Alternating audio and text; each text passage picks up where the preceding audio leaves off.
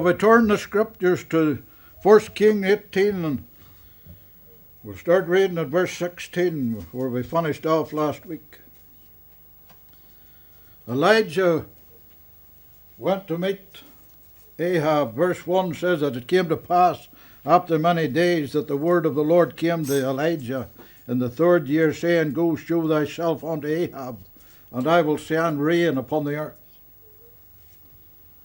So Elijah heads off looking for Ahab.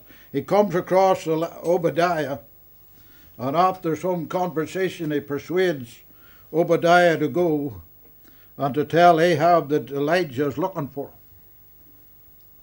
him. Ahab has searched the land from coast to coast looking for him and can't find him, and now he just turned up. And in verse 16 it says, Obadiah went to meet Ahab and told him, and Ahab went to meet Elijah. Ahab went to meet Elijah. First of all, Ahab knew that there would be no rain till Elijah would say so. He probably knew that his grandfather stretched forth his hand to touch a prophet, and his hand withered. So he had 2 reasons not to touch Elijah. He knew that God would intervene. And he knew that Elijah said there would be no rain till he said so.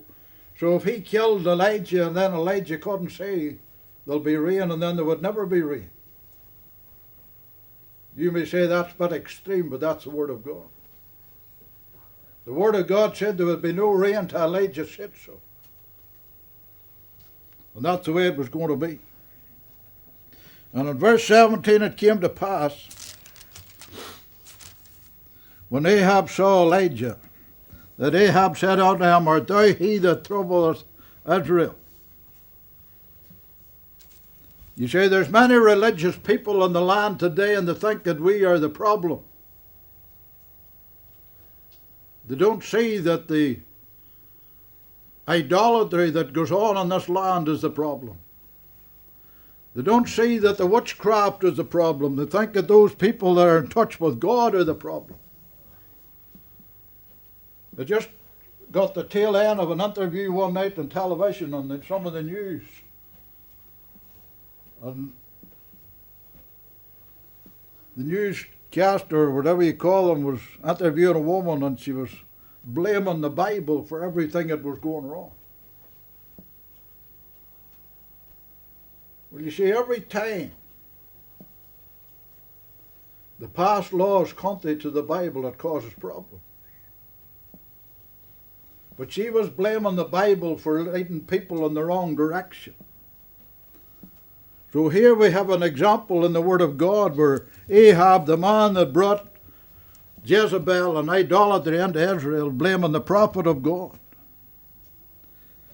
But we see in verse 18 the boldness of Elijah.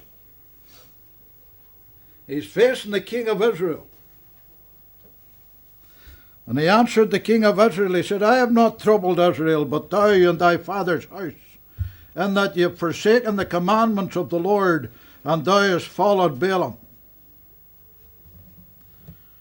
Now therefore send and gather to me all Israel unto Mount Carmel, and the prophets of Baal, 450 of the prophets of the grove, 400 which eat at Jezebel's table.